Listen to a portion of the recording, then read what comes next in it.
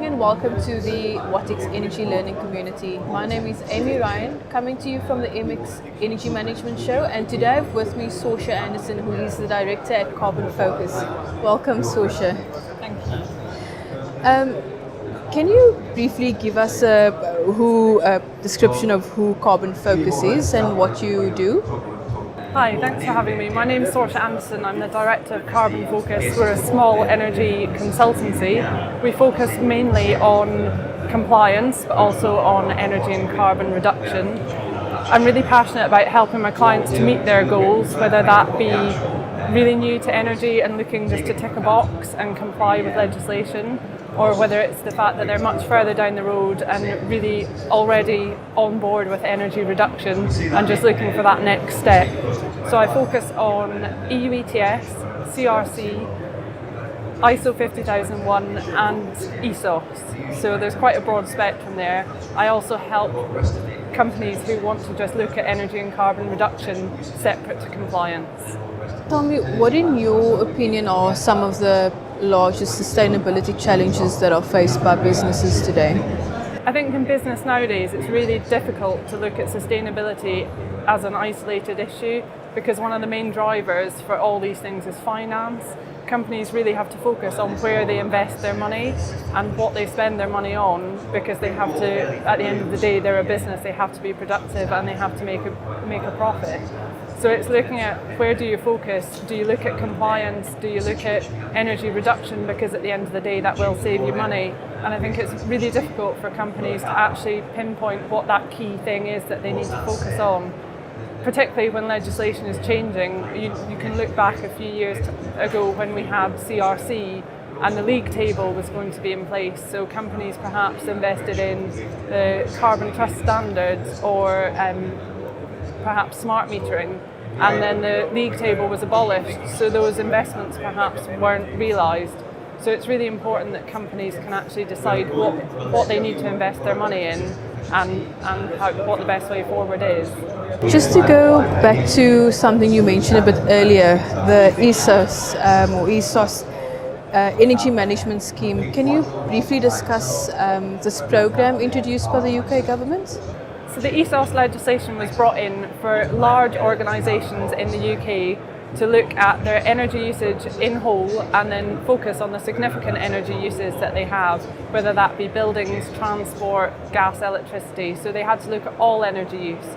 And it was as a result of the European legislation, it was the UK's answer to the European legislation. They brought in the scheme. Phase 1 compliance deadline was back in 2016, and so we're now into, back in 2015. We're now into phase 2 of the scheme. The compliance deadline for that is in 2019. Later today you will be talking about what ESOS will look like in 2019. Could we maybe just backtrack a bit and then kind of go to some of the lessons learned from the first part of the program? And maybe how some of the lessons or learned will perhaps help organizations be able to comply or better comply with phase 2 of the program? ESOS phase 1, the timescales were very tight, so companies had to look at their organisation as a whole, which for some businesses was actually quite challenging because it wasn't as simple as it sounds. There's quite a lot of background to the legislation, which means that perhaps small businesses that are part of a larger organisation may need to comply, yet they view themselves as a small business. So there was quite a lot of discussion around what companies had to comply and whether it was as a standalone business or as part of a larger organisation. Once they'd established that, then more complex organisations that had multiple sites had to look at a site list and ensure they had that up to date and that they knew what their asset list was on a specific date. So that was quite a challenge for companies who had perhaps ever-changing portfolios with lots of individual sites. Once they'd done that, it was a case of looking at the data, and whilst most companies can quite easily pull up their electricity and gas information, things such as transport, grey fleets, kind of the smaller fuels that aren't perhaps at the forefront were much more challenging to collect the data. So it became a bit of a rush to try and pull all that information together. I think also there was an assumption that some businesses looked at and said, well, our biggest consumers are X and Y, but when they did the data, it turned out that perhaps transport or something unexpected did come into significant energy use. So that then made it kind of shorten the timescales even further by the time they'd collected the data to be able to actually then take action on compliance. What are some of the common misconceptions about the program? What almost type of feedback have you gotten in terms of, perhaps some organizations don't understand why they have to comply? What are some of the common misunderstandings about the program? I think one of the things that people kind of felt was it was very much a tick box exercise. They just had to comply. Although businesses weren't always, the senior managers weren't always kind of sure about that. And it became we've got these reports and it says we need to do X, Y and Z, so when do we have to implement this by? So there was a disconnect there between perhaps the energy manager who understood it was a means to an end. The compliance activity was actually doing the audits, and the senior managers perhaps not understanding that they didn't need to implement things if they didn't want to, but actually the idea is that if there are opportunities there and it could save you money, then there's a benefit there. So there was, I think with the timescales as well, it made it more challenging for the information to filter both up and down the kind of scale so that everyone understood what the aim of the legislation was. What do you think is the greatest challenge, faced by commercial and industrial organizations, or what do you think the biggest obstacle is for them in achieving compliance with the program?